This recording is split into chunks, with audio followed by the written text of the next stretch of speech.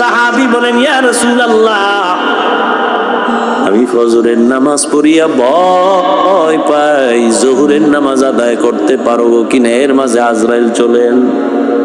আর একজন সাহাবী বললেন, ইয়া রাসূলুল্লাহ, আমি জোহরের নামাজ আদায় করিয়া ভয়ে থাকি, আসরের নামাজ আদায় করতে পারবো কিনা, এর মাঝে না জানি আজরাইল এসে আমার রূহটা নিয়ে যায়। আর একজন সাহাবী বলেন, ইয়া রাসূলুল্লাহ, আমি আসরের নামাজ আদায় করিয়া অপেক্ষার ভয় মাগরিবের নামাজ আদায় করতে পারি কিনা, এর মাঝে আজরাইল চলে আসবে, এই ভয়ে থাকি। রহমতের নবী বললেন, আপনারা তো মরণকে অনেক দূরে মনে করেছেন, মরণ তো এত দূরে না, আরো কাছে। ইয়া রাসূলুল্লাহ, কেমন? কয়, আমি মনে করি নামাজ শেষ ডান দিকে যখন আমি সালামটা ফিরাই, আমি ভয় অস্থির থাকি, বাম দিকে সালাম ফিরানোর আগে আজরাইল এসে হাজির হয়ে যাবে। মরণ থেকে যতই পালাও, মরণ তোমায় নিবে ঘিরি, যদিও সুদূর আকাশ পানে লুকাও, সেথায় লাগিয়ে সিঁড়ি। নদী পথে নৌকা চালাও ও মাঝি ভাই, বেলা ডোবার আগে আমিও পার উঠতে চাই, ডুবে গেলে বেলা রে আর উঠে না, ভেঙ্গে গেলে মেলা রে আর জমে না। এরে আল্লাহর বান্দারা, ও আমার কলিজার যুবক, আমি তোমাদের হুজুর বানাবার জন্য আসি নাই, আমি একবারও কিন্তু বলি নাই এবং বলবো না যে আমি পাঁচকল্লি পড়েছি তুমিও বড়, আমি কওমি মাদ্রাসার সন্তান তুমিও কওমিতে যাও, বলি নাই, বলবো না, ভয় পাইও না। আমি দাওয়াত ও তাবলীগের লাইনের সন্তান, আমি পীরের মুরিদ, একবারও বলি নাই, বলবো না তুমি তাবলীগে যাও, তুমি পীরের কাছে যাও। কি বলবো একটু খেয়াল করে শুনো রে বাবা, তুমি স্কুলে পড়ো, কলেজে পড়ো, চাকরি করো, ব্যবসা করো, ধন্যবাদ ধন্যবাদ ধন্যবাদ, শুধু ধন্যবাদই না, আমি বলবো এই যুবকেরা, স্কুল ছাড়িস না, কলেজ ছাড়িস না, লেখাপড়া করে ডাক্তার হও, ইঞ্জিনিয়ার হও, প্রফেসর হও, ব্যবসায়ী হও, চাকরিজীবী হও, তবে ছোট একটা দাবি আমার, বেয়াদব হইও না রে বাবা। বলতে পারো হাফিজ ভাই বেয়াদব হব না, তার ব্যাখ্যা কি? 3 জায়গায় বেয়াদবি করবা না, মরার আগে জীবন নষ্ট হয়ে যাবে। 1, মা বাবার সাথে কখনো বেয়াদবি করবা না, জীবন নষ্ট। 2, শিক্ষকের সাথে বেয়াদবি করবা না। 3, আলেমের সাথে বেয়াদবি করবা না। মা বাবারে যদি কষ্ট দাও, বরদোয়া লেগে যায়, কপাল শেষ। শিক্ষকের সাথে যদি খারাপ আচরণ করো, বরদোয়া লেগে যায়, জীবন শেষ। আলেমের যদি কষ্ট দেও, বরদোয়া লেগে যায়, তোমার জীবন ধ্বংস হয়ে যাবে মরার আগেই। তুমি ডাক্তার হও, বেয়াদব হইও না। মা বাবার দোয়া নিয়া, শিক্ষকের দোয়া নিয়া, উলামায়ে কেরামের পরামর্শ নিয়া তুমি জেনারেল লাইনে থাকিয়া লেখাপড়া করো, চাকরি করো, বাধা নাই। ও যুবক, তোমার মতো যুবক স্কুল কলেজে পড়ে, 5 বেলার নামাজ পড়ে, তুমি সাক্ষী দাও আসেনি? তুমি কেন পারো না? বিবেক দিয়া বলো, তোমার বিবেক কোথায়? তোমার কপালে কার বরদোয়া লাগছে, কার অভিশাপ লাগছে, বলো, তুমি কেন পারবা না? তোমার মতো জেনারেল লাইনের মানুষটা র্যাব, আর্মি, পুলিশ, বিডিআরের চাকরি করে, ডাক্তার, প্রফেসর, ইঞ্জিনিয়ার, ব্যবসায়ী, চাকরিজীবী, 5 বেলার নামাজ পড়ে, তুমি কেন পারো না? তোমার মতো যুবক জেনারেল লাইনে থাকিয়াও গাড়ি চালায়, নামাজ ছাড়ে না, নদীর মধ্যে মাছ ধরে, নামাজ ছাড়ে না, কৃষি কাজ করে, নামাজ বাদ দেয় না, বলো তুমি কেন পারো না? কার বরদোয়া জানি লাগছে, তাড়াতাড়ি ক্ষমা নিয়ে নাও। মা বাবার চোখের পানি আর দোয়া ছাড়া জীবনে তোমার সফলতা আসবে না রে বাবা, কারণ এই মা বাবার চোখের পানি সফলতার কারণ মদিনাতুল মুনাওয়ারা থেকে একজন আল্লাহর প্রিয় বান্দা আসছে ভারতের জমিনে কালেমার দাওয়াত নিয়া। এই পর্দার আড়ালের আম্মা জানেরা একটু খেয়াল করে শুনবেন, মদিনাতুল মুনাওয়ারা থেকে রাসূলের আশিক চলে আসছে ভারতে কালেমার দাওয়াত দেওয়ার জন্য।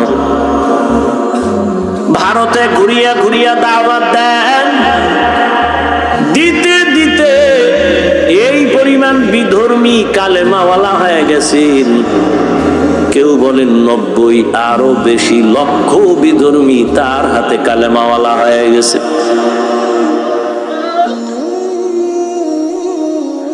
আনন্দিত অন্তর ভরা, সবাই তার নাম জানেন।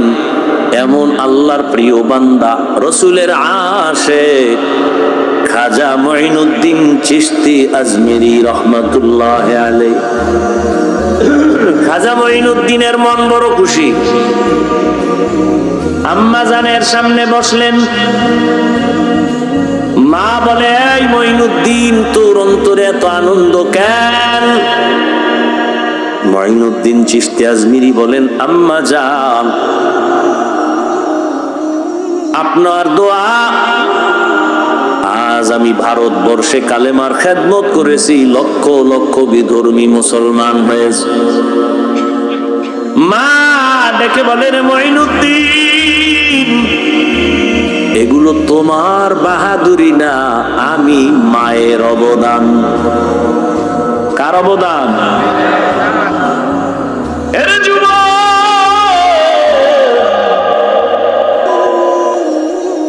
কুয়াকাটা বঙ্গোপসাগর থেকে এক ধাক্কা দিয়া নোয়াখালীর চেয়ারে বসাইছেন আমার আল্লাহ। আমার মা বাবার চোখের পানি, আমার কোনো বাহাদুরি নেই।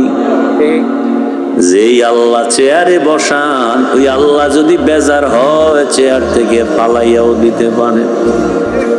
এই কারণেই তো জান্নাতের টিকিট পাইয়াও আবু বকর নামাজে কান্নার আওয়াজ।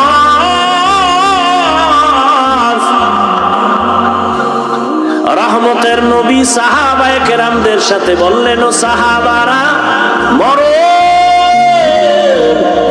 এত দূরে না, মরণ আরো কাছে। মুঈনুদ্দিনের মা বলে, এই খাজা মুঈনুদ্দিন, এই অবদান আমি মায়ের। মুঈনুদ্দিন চিশতি বলেন, মা বলো তোমার কি অবদান? ও পর্দার আড়ালের আম্মা জানেরা, নিজের সম্মান যদি নিজে ধরে রাখতে না পারেন, কেউ দুনিয়ায় দিতে পারবে না। আপনাদের তো আল্লাহ সম্মানিত করেছেন, আপনারা নবীদের মা, সাহাবায়ে কেরামদের মা, আপনারা তো আয়েশা রাদিয়াল্লাহু আনহার মতোই নারী। এ দুনিয়ায় যত ভালো ভালো সন্তান আসছে, মা আপনাদের অবদানের কারণে। মুঈনুদ্দিনের মা চোখের পানি ছেড়ে কাঁদেন আর বলেন, ও মুঈনুদ্দিন, আমার গর্ভে যখন তুই আসছো, আল্লাহর কসম আমি ওদিন থেকে এক রাত ঘুমাই নাই। আমি রাতের গভীরে সিজদায় পড়ে কান্না করতাম আর দোয়া করতাম, হে মালিক,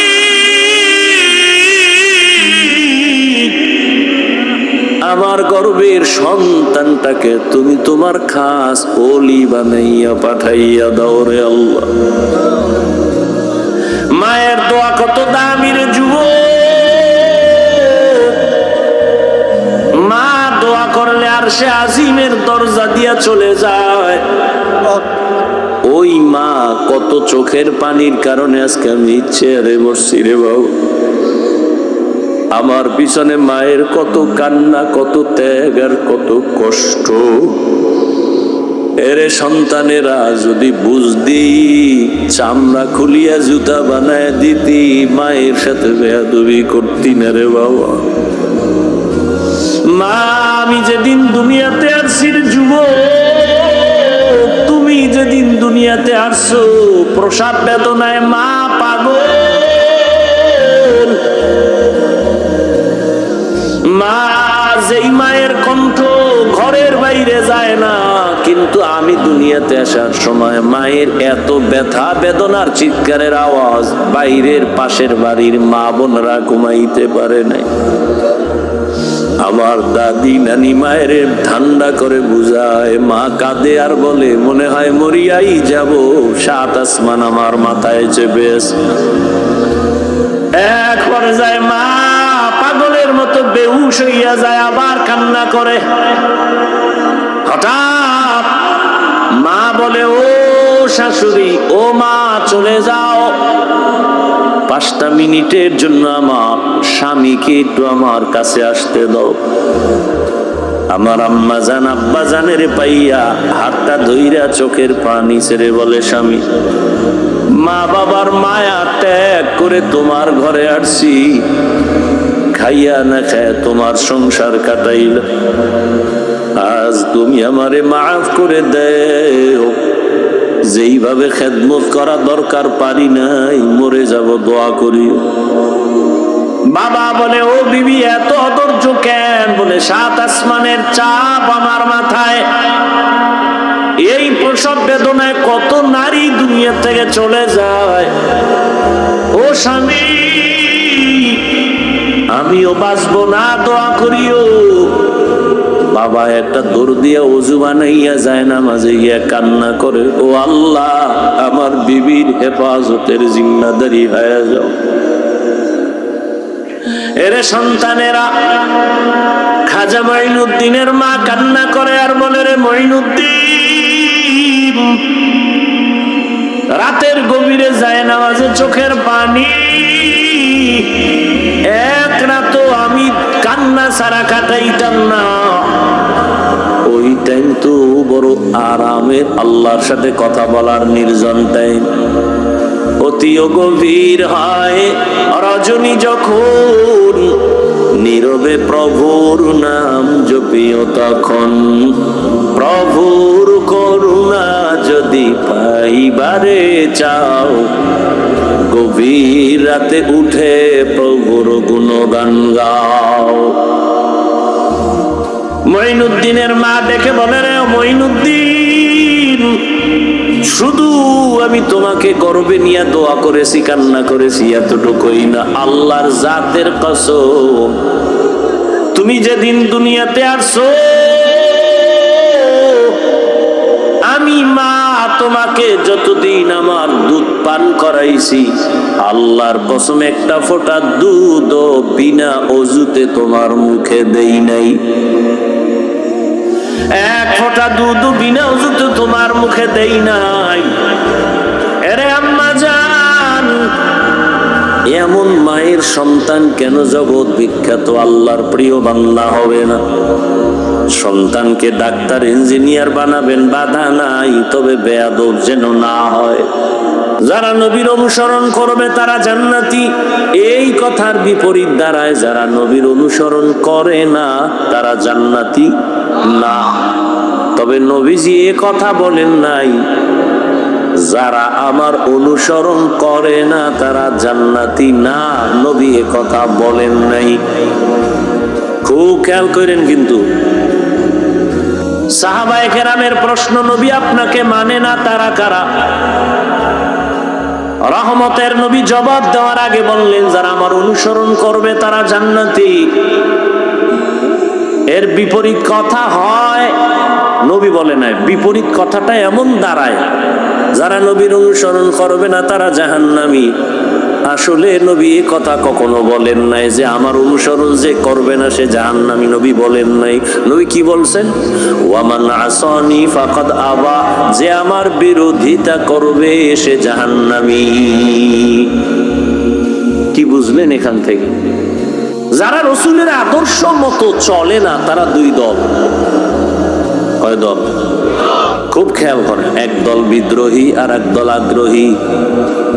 ভিন্ন শব্দে আমি বলি, এক দল দরদি আর এক দল বিরোধী। আরো প্র্যাকটিক্যাল বুঝাই বুঝেন। ডান দিক থেকে একটা যুবকের কথার কথা জিজ্ঞাসা করলাম, এই যুবক, নবীজির আদর্শে কেন টুপি পরো না, দাড়ি রাখো না, নামাজ পড়ো না? যুবক আমারে জবাব দিল, নবীর আদর্শে নামাজ পড়া দরকার, টুপি পরা দরকার, পারি না, দোয়া কইরেন হুজুর, চেষ্টা করব। কি বুঝলেন? বিরোধী না দরদি? খুব খেয়াল করেন। বাম দিক থেকে একটা যুবকের জিজ্ঞাসা করলাম, যুবক, নবীজির আদর্শে কেন দাঁড়িয়ে রাখো না, নামাজ আদায় করো না? আমার কথাটা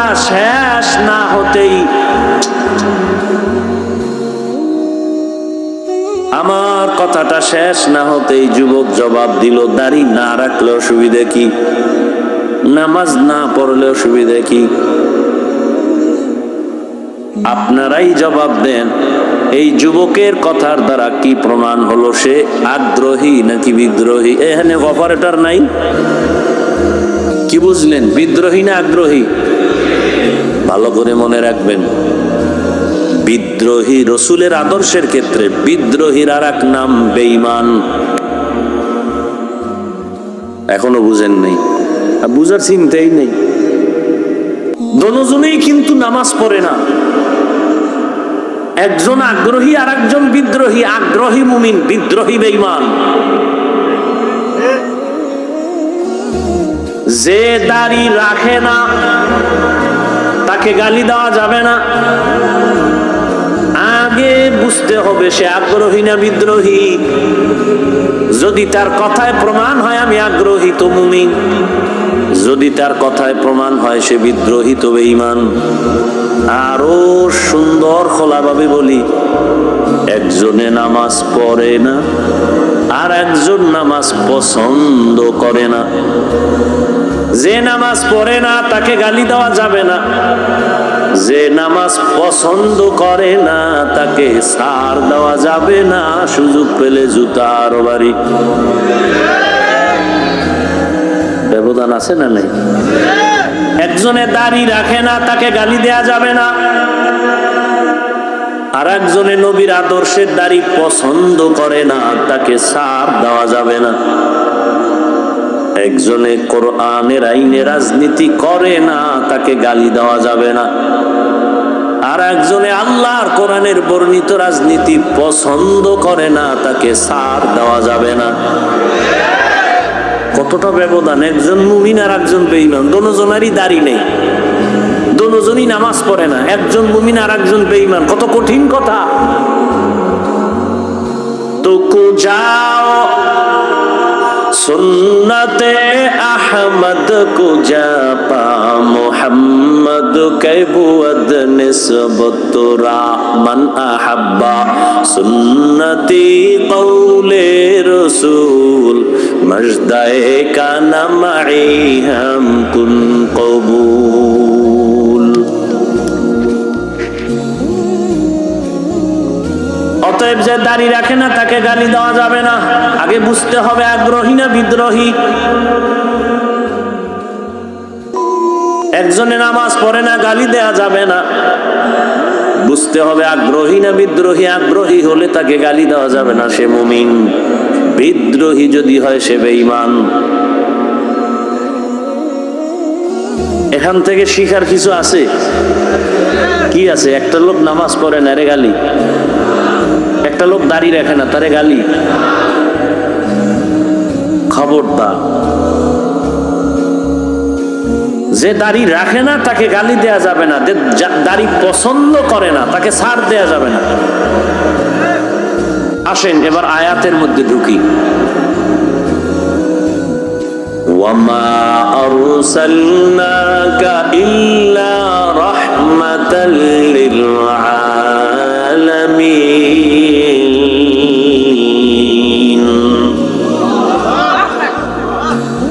তরজমা করেছি, আল্লাহ তাআলা যদি ডাইরেক্ট বলেন আমি রাসূল আপনাকে রহমত করে পাঠাইলাম, এভাবে আল্লাহ না বলে ঘুরাইয়া কেন বললেন হে নবী হে রাসূল আমি আপনাকে পাঠাই? এরপরে বলেন হ্যাঁ পাঠিয়েছি জগৎ সমূহের জন্য রহমত করে। প্রথম আওয়াজ নেতিবাচক, এরপরের আওয়াজ ইতিবাচক। হে রাসূল, আপনাকে জমিনে পাঠাই নাই। হ্যাঁ, পাঠিয়েছি রহমত করে। সারা দুনিয়ার মানুষকে আল্লাহ বুঝাইলেন রহমতের নবী ভিন্ন কিছু না, পুরাটাই রহমতের দ্বারা ভরপুর।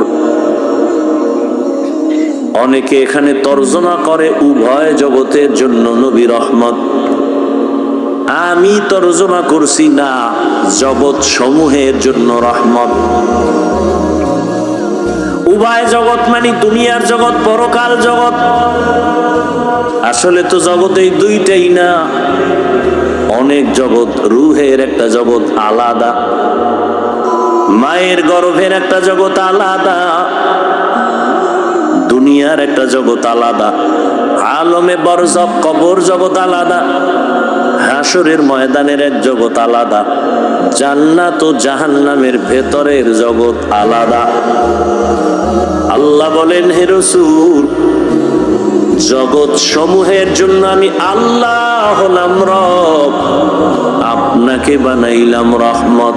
আমি হলাম রব্বুল আলামিন, আপনাকে বানিয়েছি রহমাতুল লিল আলামিন। এই কারণেই তো সমস্ত নবীদের মেরাজ জমিনে, আমার নবীর মেরাজ আরশে আজিমে। মেরাজের ওয়াজ করছে না কোন হুজুর? এই জন্য ওদিকে ঢুকলাম না, বাকিটা বুঝাইতে গিয়ে একটু ঢুকি হালকা। মেরাজ কে হামারা নবী সবএ সামাওয়াত,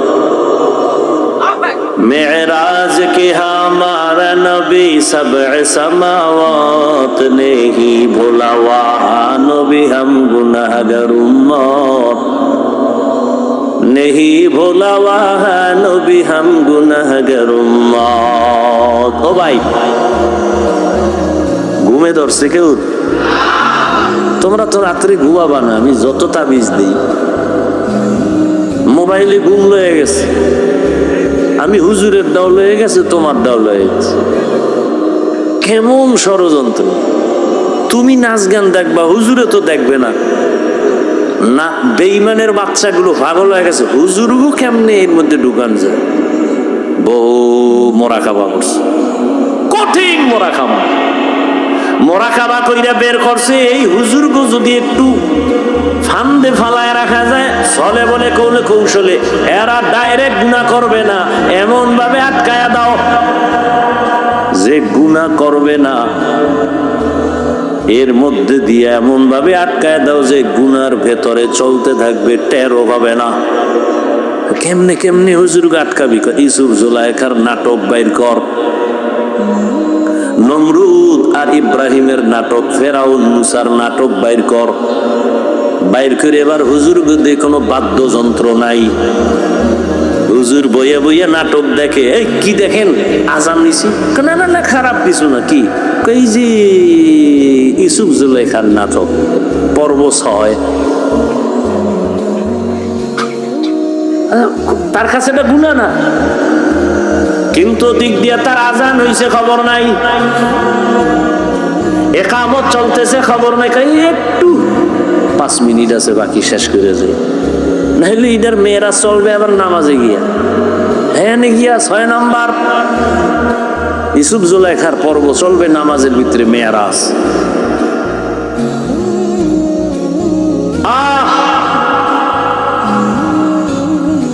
সমস্ত নবীদের মেয়েরাজ জমিনে, রহমতের নবীর মেয়েরাজ হলো আরশে আজিমে। সমস্ত নবী রাসূলদের মেয়েরাজ হলো ইমতিহান, রহমতের নবীর মেয়েরাজ হলো ইনআম। সমস্ত নবী রাসূলদের মেয়েরাজ হলো পরীক্ষা, আর আপনার আমার রহমতের নবীর মেয়েরাজ হলো পুরস্কার।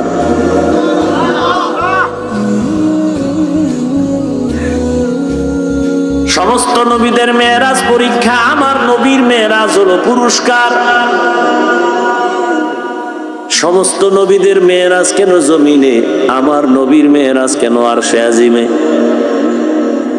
সব নবী রাসূলদের নবুয়তের সীমানা জমিনে, রহমতের নবীর নবুয়তের সীমানা শুধু জমিন না, আরশে আজিম।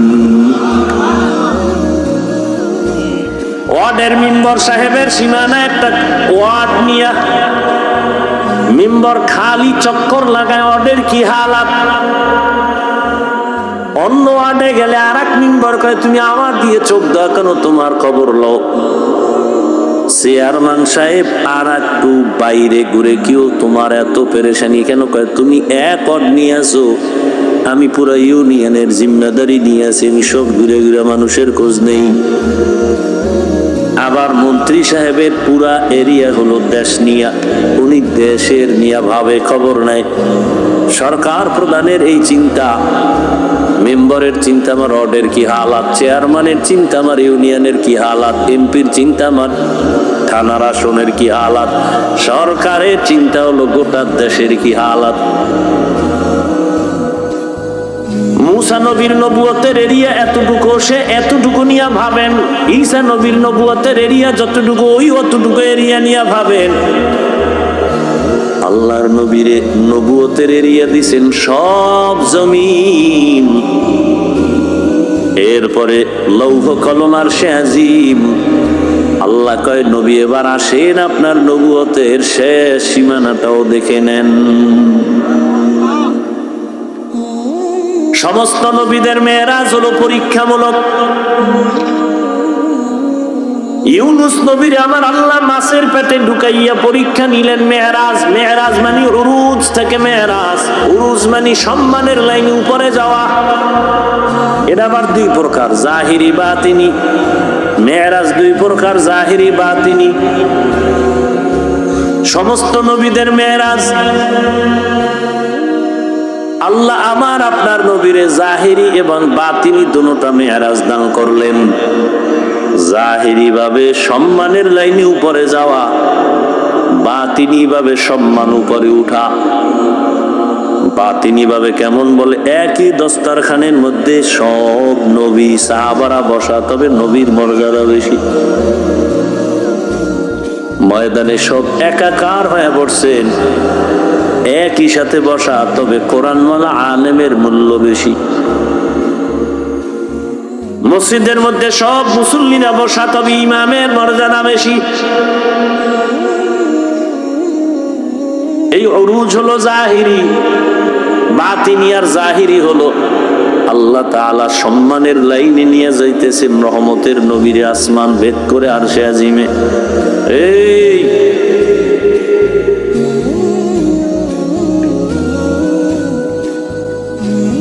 তোমার আল্লাহ কেন যে দুনিয়ায় পাঠাইলো, কেন আসছো, কে তোমারে ধাক্কা দিয়ে এনে আনলো? কও আসছো আসছো, আমার কিছু বাইরে বাইরে দাঁড়ায় রয়েছে, ওইভাবে দাঁড়ায় শুনতা, ফট করে এক সিগা দিয়ে বাইরে হয়ে যেত, বিড়ি টেনে আবার হইতা। তুমি ভিতরে ঢুকে এইগুলি কেন করো?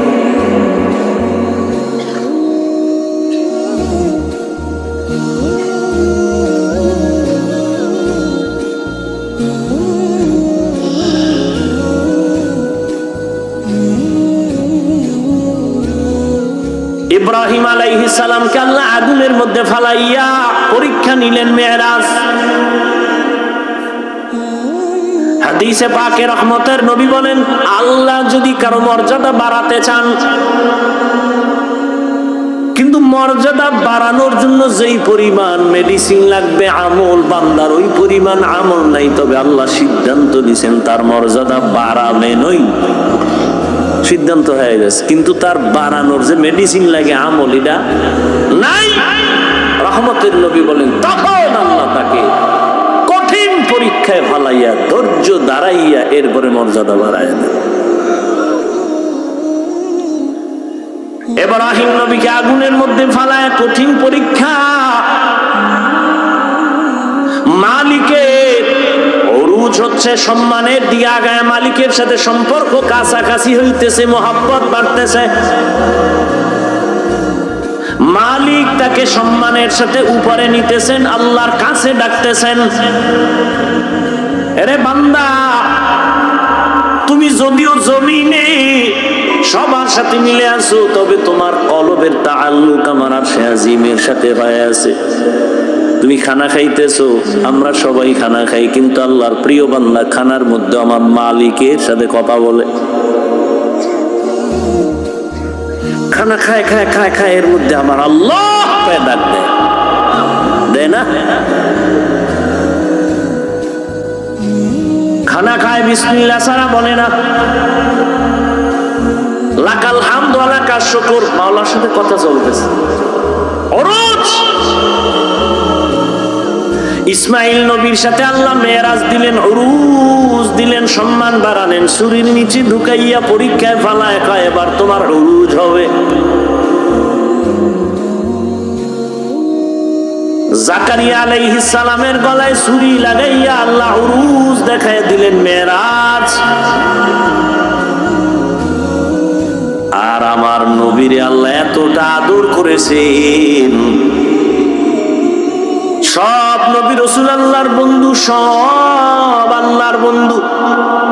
মুসা নবী আল্লাহর বন্ধু, ইব্রাহিম আল্লাহর বন্ধু, ঈসা আল্লাহর বন্ধু, মুসা আল্লাহর বন্ধু, দাউদ আল্লাহর বন্ধু, সুলাইমান আল্লাহর বন্ধু। আমার নবী আল্লাহর বন্ধু, তবে ব্যবধান সব নবী রাসূল আমার আল্লাহ তাআলার আশিক, আর আমার আল্লাহ শুধুমাত্র মুহাম্মদের আশিক।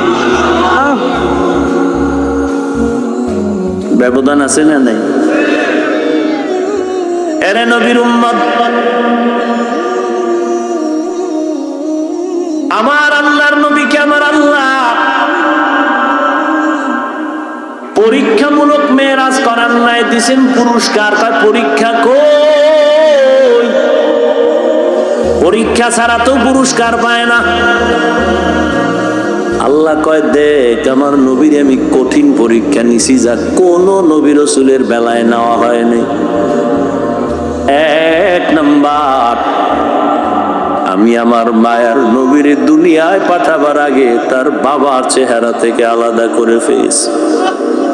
কেমন মায়ার নবী আমার, দুনিয়া এসে জীবনে একবার আব্বা বলে ডাক দিতে পারলেন না, বাবার চেহারাটাও দেখতে পারলেন না। 6 বছরে মা হারায় গেল। রহমতের নবী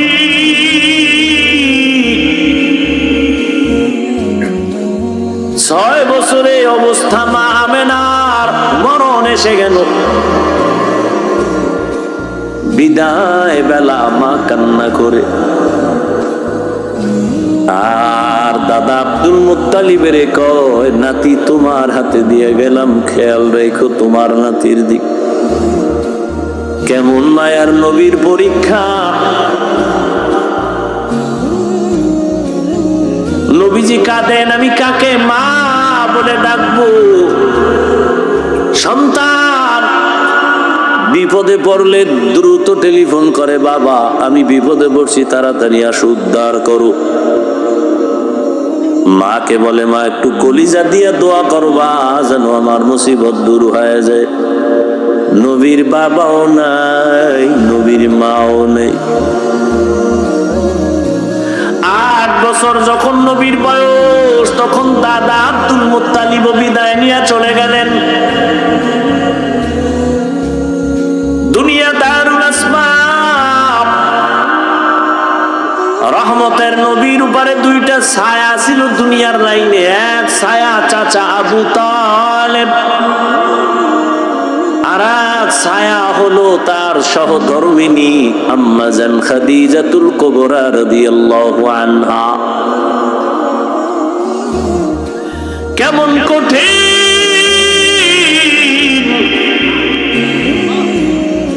একই বছরের অল্প টাইমের ব্যবধানে চাচাও চলে গেলেন। নবীর কলিজার স্ত্রী আম্মা জান খাদিজা রাদিয়াল্লাহু আনহাও চলে গেলেন। ওদিকে এমন একটা জায়গায় নবীরে পাঠাইলেন, এমন একটা সমাজে, যেই সমাজের মানুষগুলো পৃথিবীর নিকৃষ্ট লম্পট চরিত্রহীন। আরে মসজিদের পাশের মানুষগুলো অন্য মানুষের তুলনায় একটু লাইনে থাকে। মসজিদ তো খবরদার জোরে সাউন্ড দিয়ে গান বাজাইস না, এটা নিয়ম আছে না। মসজিদের দূরের মানুষের তুলনায় পার্শ্বের মানুষ একটু ভালো থাকে। জমিনের মধ্যে আল্লাহ শ্রেষ্ঠ মসজিদ বানাইলেন বাইতুল্লাহ। ইন্না আউওয়ালা বাইতিন মুজিআ লিন-নাসি লাল্লাযী বিবাক্কাতা মুবারাকাও ওয়া হুদা মুবারাকাও ওয়া হুদাল লিল-আলামিন।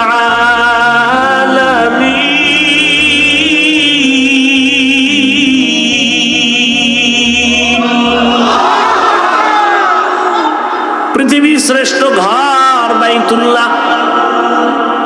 কেমন ঘর? এই সব ঘর মসজিদ কার ঘর? নোয়াখালীর কেন্দ্রীয় মসজিদ কার ঘর? বাইতুল মুকাররম মসজিদ কার ঘর?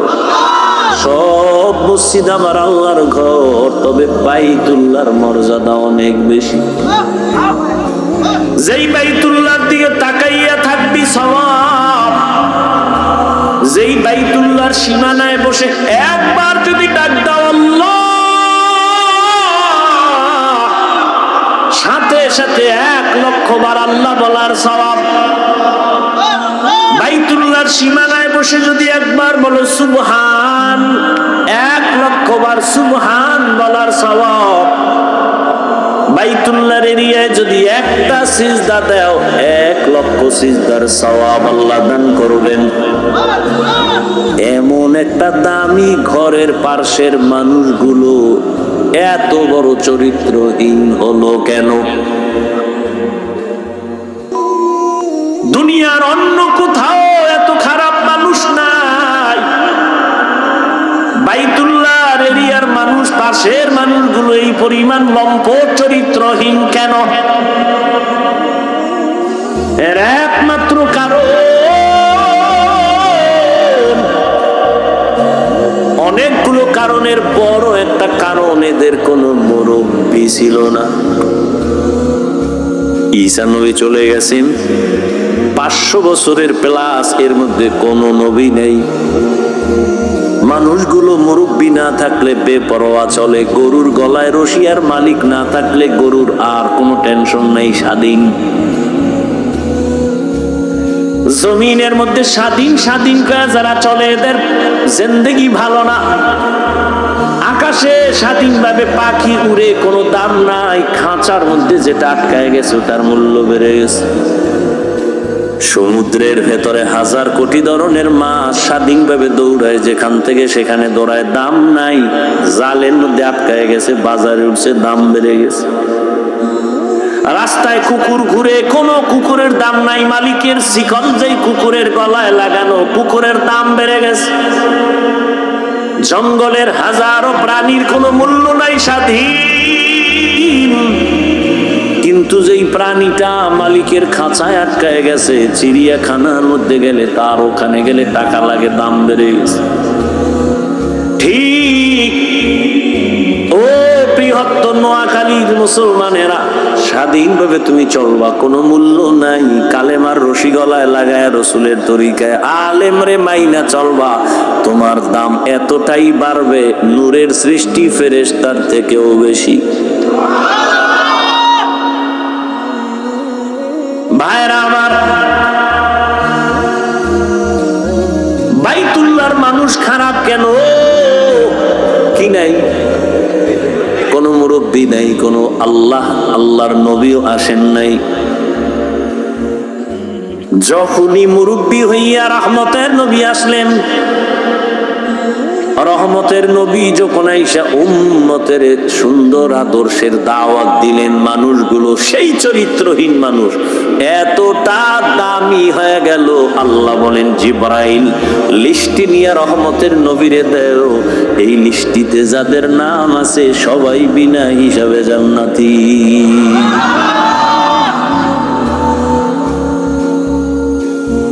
বিদায় বেলা রহমতের নবী চ্যালেঞ্জ দিয়ে গেছেন, ও উম্মতেরা, দুটো জিনিস রেখে যাই, ধরে না যদি রাখতে পারো, তোমাদের সম্মানও যাবে না, ঈমানও যাবে না। قال রাসূলুল্লাহ সাল্লাল্লাহু আলাইহি ওয়া আলিহি ওয়াসাল্লাম, এই ওই জায়গায় একটা লোক, ও মনে হয় যায় নাই, ভয়ে, যাও বাবা, ওই যে উঠছিল গেছে না, আবার বেজার লাগে, সব নষ্ট করো না, তোমার সমস্যা থাকলে যাও। এটাই তো দুনিয়ার পরীক্ষা। সিনেমা হলের দরজাও খোলা, মসজিদের দরজাও খোলা, ওদিকে জাহান্নামের মার্কেট বাজারও চলতেছে, এটা জান্নাতের মার্কেটও চলতেছে, পরীক্ষা চলতেছে, কই ঢুকবি? হ্যাঁ, ওখানে দোকানপাট চলে, ওখানে খেলনা, ওখানে বেলুন, ওখানে নারী, ওখানে পুরুষ, ওখানে যুবক যুবতী, অবাধে কবিরা গুনাহ চলতেছে দোকানপাটে, চলে না? এখানে জান্নাতের বয়ান চলতেছে, ওখানে জাহান্নামের বাজার মিলেইছে ওয়াজ উপলক্ষে। ওয়াজ উপলক্ষে জাহান্নামের বাজার না, ওটাও জান্নাতের বাজার। যদি তাই হয় তাই ওয়াজ উপলক্ষে দরকার কি বাজারের? দুই একটা খানা দানার দোকান থাকতে পারে, দূরের মানুষ আসবে, ক্ষুধা লাগবে, খাবে। খেলনার দোকান কেন? বেলুনের দোকান কেন? সেখানে আবার এমন দোকান কেন? বেপর্দা নারী ঢুকবে, পুরুষ ঢুকবে, এই কবিরা গুনার দায়ভার কে নেবে? বলে গেলাম এখানে না, সারা দেশের হালাত বড় খারাপ। ওই যে শুরুতেই বলেছিলাম, বলবে হুজুর বাদ দেওয়া, কাম বাদ দেওয়া যাবে না। ওয়াজে আসছে, বেলুন কিনছে, বেলুন, প্লাস্টিকের মাছ, মোনাজাতের পরে কান্দে লইয়া ঝুলায় ঝুলায় বাড়ি যাবে। ম্যাডাম কইবে ওয়াজের তে কি পাইছো? বলে বেলুন মোনাজাতে কবুল হয়ে গেছে, নিয়েছি। হাসো, হাসো কেন? তারও কিন্তু কারণ আছে। ১৫০০ বছর আগে নবী বলে গেছেন, লা ঈমানা লিমান লা হায়া আলা, যাদের লজ্জা নাই ওদের ঈমান নাই। পাগলের কোন লজ্জা আছে নি? এজন্য হাসে, আবার কান্দে, আবার দৌড় দেয়। অথচ আমি এখানে এতক্ষণ পর্যন্ত যতটা কথা বলছি, একটাও হাসির কথা বলিনি। আল্লাহ হেদায়েত দান করুন, আল্লাহ আমারে করুন। আপনাকে হেদায়েত লাগলে আপনারা চাইয়া লই, নিজের জন্যই বেতাল অবস্থায় আছে। ভাইরা আমার,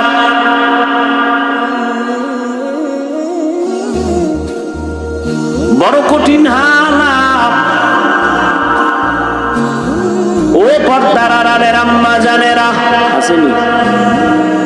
আছে নোয়াখালীর মহিলারা অজনে কি শুনবে? হেরা যে আয়ার ডাইনে মানুষ কতটি ক্যাসেট লইয়া,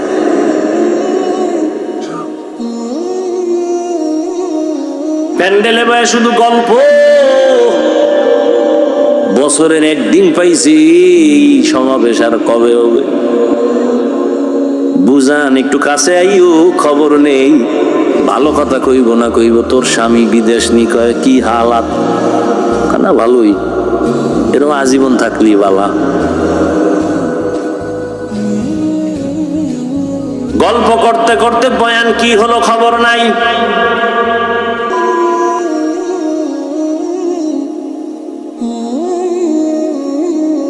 বয়ানের প্রয়োজনীয়তাই মনে করে না, গল্প করে করে আসছে, আবার বাসায় যাবে। অথচ আম্মাজানদের বয়ান বেশি শোনা দরকার। বাবার তুলনায় মায়ের অবদান সন্তানের উপরে অনেক বেশি। এরে আম্মাজান, এই জমিনের মধ্যে আপনারাই হলেন বড় দামি। জমিনে যত নবী আল্লাহ পাঠাইছেন সব মায়ের সন্তান। আরে আম্মা